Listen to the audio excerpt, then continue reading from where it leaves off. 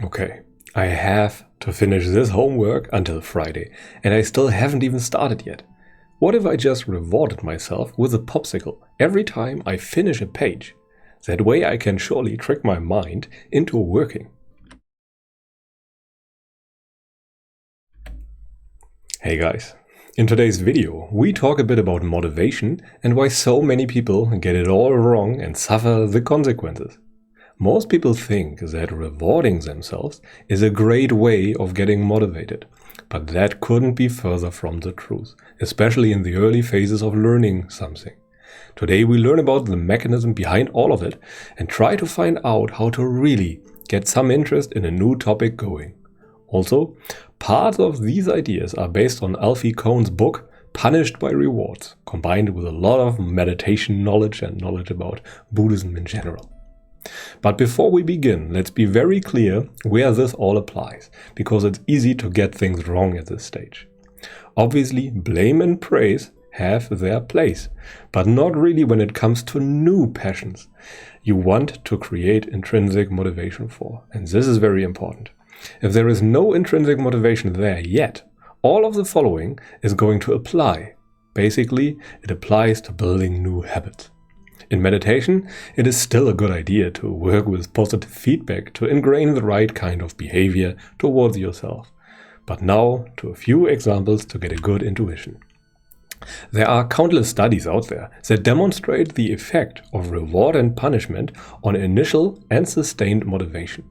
The easiest and most well-known example would be the school system in the Western world. Students have an astonishingly low interest in anything that is taught in schools, and most people only learn for tests and can't remember anything a few weeks later. As soon as an external incentive, like grades, come into play, our primitive brain parts take over and ruin the process for us. And there are many other examples.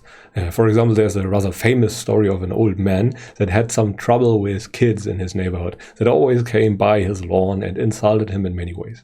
At one time, he had enough and offered those kids some monetary reward, like 10 pence, for every good insult they could come up with.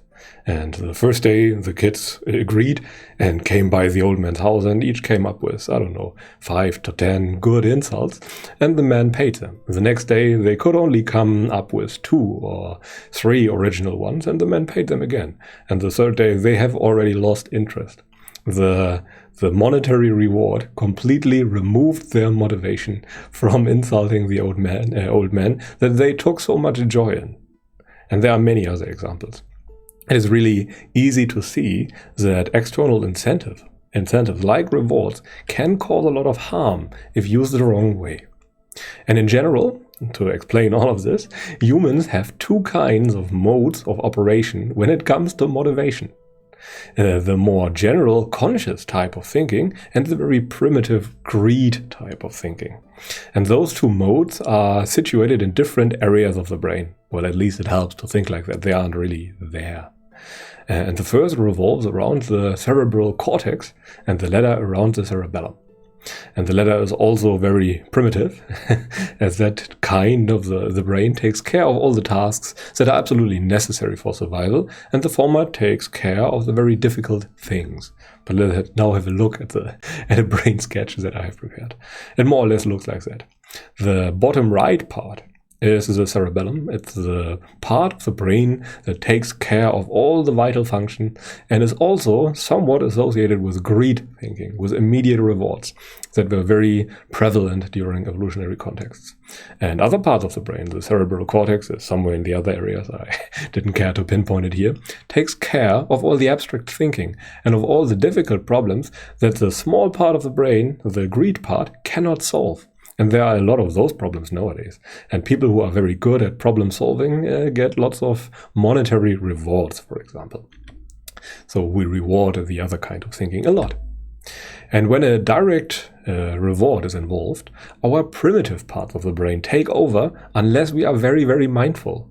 And this leads to an automatic response of our brain that deems a task as completed as soon as reward hormones are present. So whatever we are doing, as soon as a reward comes in, our brain, the small part of the brain, decides, oh yeah, we are finished. We got the reward, we can stop now. Our brain thus falsely associates a reward with a task and produces no additional dopamine to get the job done, no additional motivation. When rewards are used like that, they kill off all motivation. Whenever we get something we wanted, our passion is quenched for a while. And we can see this very, very easily in the chart that I have here prepared, for example. What we see on the y-axis is motivation, on the x-axis there is just time. And whenever we get a reward, our motivation goes down and has to regenerate for a while. And whenever we get another reward, it goes down even further. Another reward, it goes down even further. And the more we reward ourselves, the less motivation there is to achieve. Sure, there has to be some reward over the long run.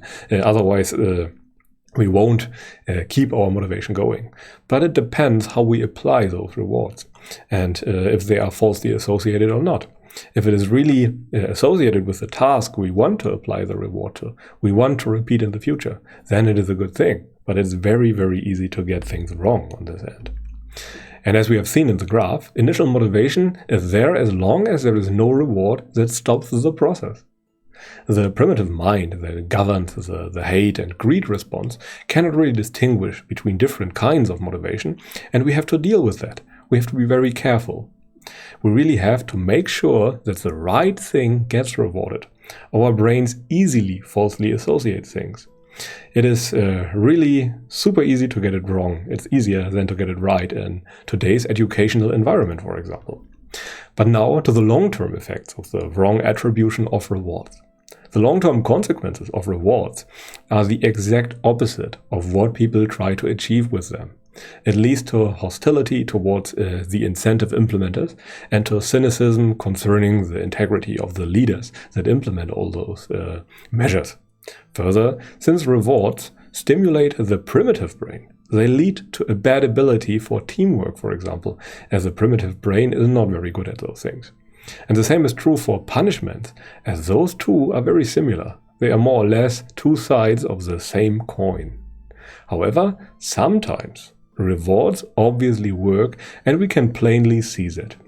One-time situations like opening a bank account if they give you $100 premium do work indeed. You can test it and leave at any time. In any exchange-based system like economies, in prison or reality, money-like incentives do work too to a degree. You know what you get yourself into and it works. And lastly, natural rewards obviously work too, but it's kinda difficult nowadays to get the reward associated with the actual experience you want it associated with. So it's very, very difficult and dangerous today to work with incentives like rewards. And when I just started out with all the self-improvement stuff, I also fell for that reward trap and always rewarded myself with sweets and things like that for studying, for example. In reality, it always leads to less work done overall, because we are already finished. The primitive part of our mind has already marked the job as well done. Whenever I watched a rewarding video after a few minutes of work, I lost all motivation to work sooner or later and got nothing done. Nowadays, I can see that type of behavior everywhere. Try not to associate your new habits with a reward, or your brain will just stop working towards the real goal. Okay, but let us now come to the most important point. Being motivated to do something new is difficult. Getting motivation going is hard. Our brains have two modes of operation for this, the greed part and the abstract thinking part. And to create true motivation, we have to rely on the abstract part and have to keep the greed part at bay. During the initial phases, rewards can easily counteract any motivation because the primitive part of our brain will take over and decide that we are already done when there is some reward. Our subconscious greed mind regards that as true, and so we can do nothing about it. And it's very easy for the greed part to take over the mind. You have to be very, very careful there and use rewards in a right way and not in a wrong way. It is a double-edged sword. Anyway, that is pretty much it for today. Thank you very much for watching. If you enjoy what I do, feel free to subscribe to the channel and maybe like the video so I know to produce more of this style of content. But until then, I wish you a pleasant day and goodbye.